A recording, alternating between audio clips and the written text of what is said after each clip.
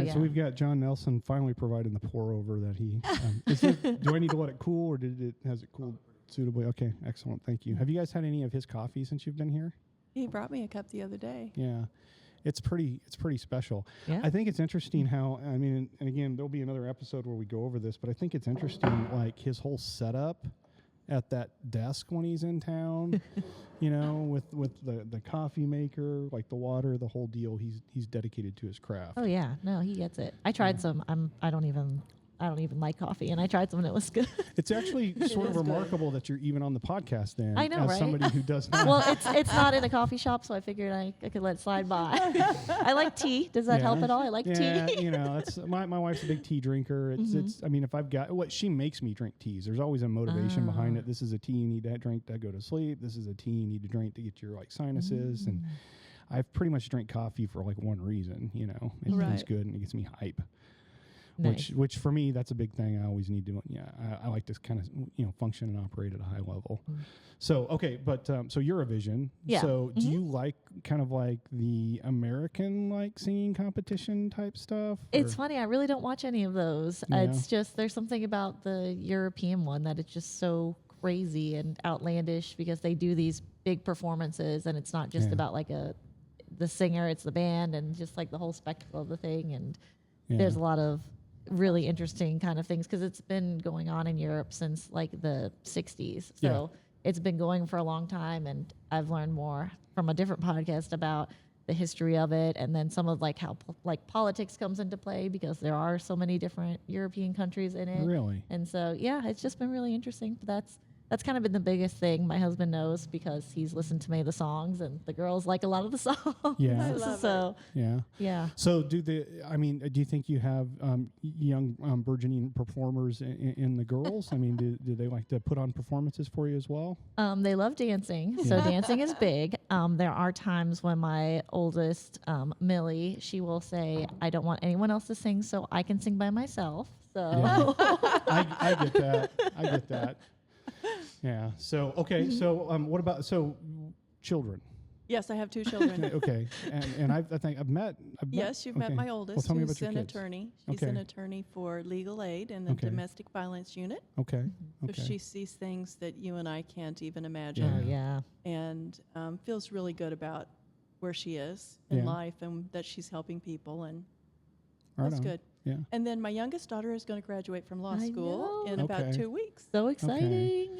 Is your husband a lawyer? No. Okay. So they're just all about that. That's pretty impressive. They both are psychology majors Oh, for their yeah. undergrad, but Kelsey took the science route and Megan took the art route. Yeah. That really kind of describes them. Yeah. That's interesting. I mean, I've always felt like there were like basically two kinds of people in the world anyway. Yeah. Kind of like your artist and kind of like your structured. What would you consider yourself? Are you more structured? Are you more creative? I think I'm kind of more of a mix. Uh-huh. You know, I was going to say this a minute ago. I think that our position has to use both sides of your brain. Yeah. Oh, yeah, You for have sure. to be able to associate with the loan officer and what they're thinking and how they're putting this together, and then you have to do the details to get it done. Yeah. Yeah, turn on like the type A side, just really Yeah. details and everything.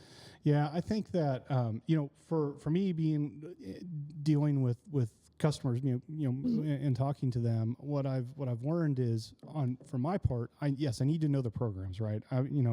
I send you a file and this is what we're doing, and you're like, what was he even thinking? I mean, it's kind of embarrassing when I get called out for that, but that happens every now and then. But what I've learned is so much of the job for me is really sort of just kind of like managing emotions throughout the transaction for the clients. You guys find that that's the same thing as well?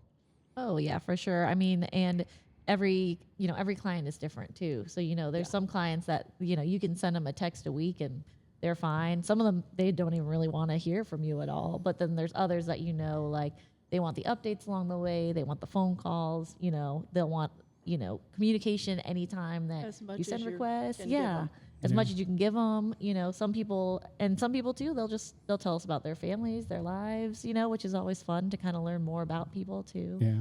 So, yeah. So do you ever get a deal come across and you see who the deal's from and you're like, oh man, not this guy. I mean, is it ever like you get a deal from Robert and you're like, oh man, here No. we go. Like we're gonna get on the crazy train. Okay, I didn't expect you to actually answer that honestly, but Yeah. I was curious to see what was gonna happen, especially seeing as how we have like management sitting there watching the podcast here. So, but Well, and you Yeah. are kind of one of the loan officers, so I don't want to, not on your own I podcast, call you completely- out. I completely get that. I sort of feel like I've always been in the places that I've worked. I've always been a little bit of a drama queen, but a little bit of a diva. But I've really tried to be as mindful of that as possible since I've been here at Fountain Mortgage. So yeah, okay, all right. So the Chiefs, you think we're gonna have a good season this year? I do. Okay. So where did you go to school?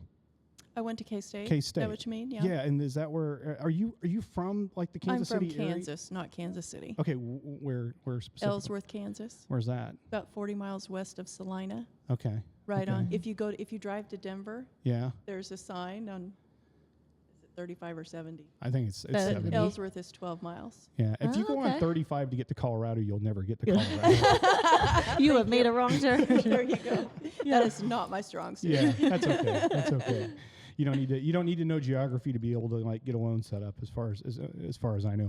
So so Ellsworth, Kansas, and then Yeah. you went to K-State, and then so how'd you end up in Kansas City? What was the motivation for you ending up here? I got a job. Oh, okay. That's simple enough. What about you, Ricky? What was your path to Kansas City? Well, my parents are originally from New York, but my dad ended up getting a job when I was about 8 that brought him here. So we moved to Shawnee when I was 8. And then I lived in Shawnee pretty much. I lived in Lawrence when I was at KU. A point Very unfortunate. of contention between myself and Tammy. Probably the only one. There's a so beef. Okay, K-State, KU beef. just the only beef. It's a very though. good one. It's all Kansas as far as I'm concerned. So yeah. Wait, what is your? I mean, I don't like. So Oh, I was okay. born in California. We moved to Springfield, Missouri when I was 10, Oh, and I okay. have basically considered myself a Californian like my entire life. Okay. That was then- a transition. Yeah, no I mean, kidding. yeah, I mean, it was. I didn't realize at the time how much of it was a transition, or how Mm-hmm. much of a transition it was. But as I would go back and visit and spend time with like family and yeah, I mean, it's a very different place. But I moved to Kansas City in 2000, Oh, okay. and my wife, my first wife. Mhm. Because I'm really good at getting married. My first wife was a Mizzou fan. Oh, And so- well, that's really unfortunate. So she went to Mizzou. My freshman year, I went to Mizzou. So I was in Oh, no. Springfield. I didn't know Deal what I wanted to breaker. do.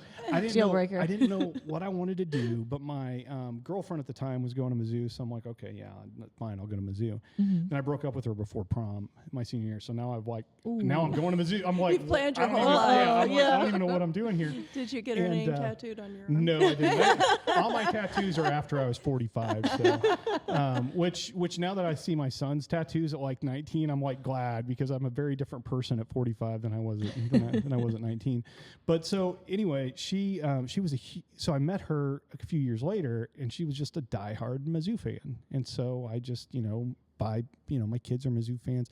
I'm really a neutral. I'm situational. I can't undo this, especially if we release this. I love people that are KU and K-State fans as much as anybody else, and I gladly handle your mortgage, and you'll get like great service. But I'm sort of indifferent. But I don't like college sports either. Like it just that doesn't do anything for me.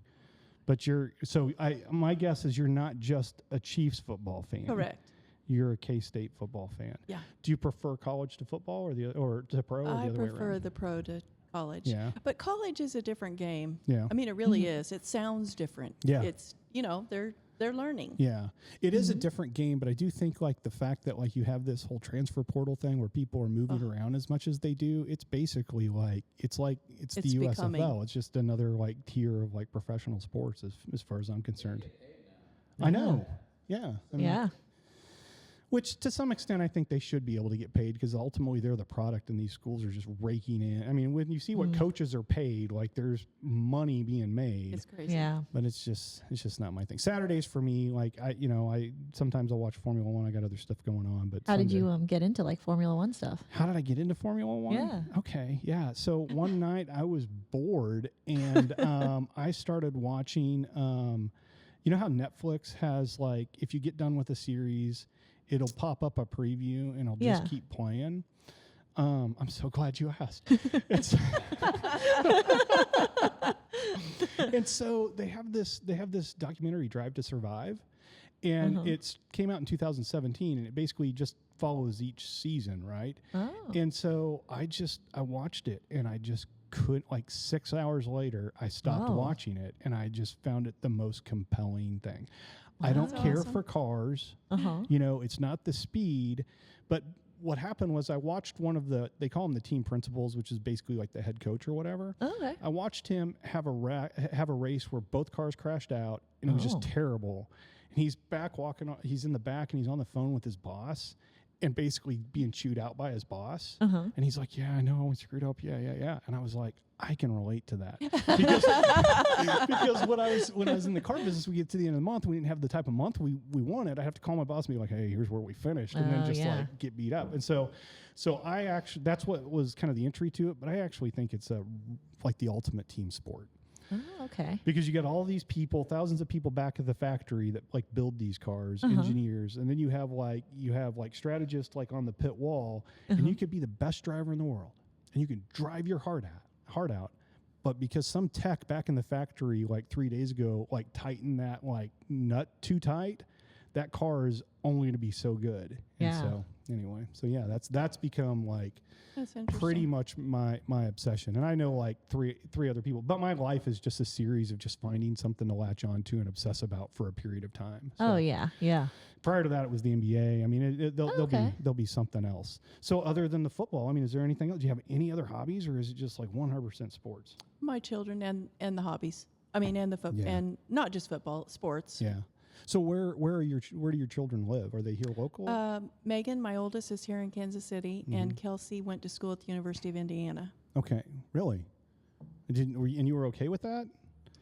You know, That doesn't sound like K-State. when you go to law school, You're or- probably, yeah. I mean, you know, you're not really in control. Yeah, yeah. No, that's pretty cool. So, what do you think your girls are going to do? Do you have any aspirations for your girls at this point?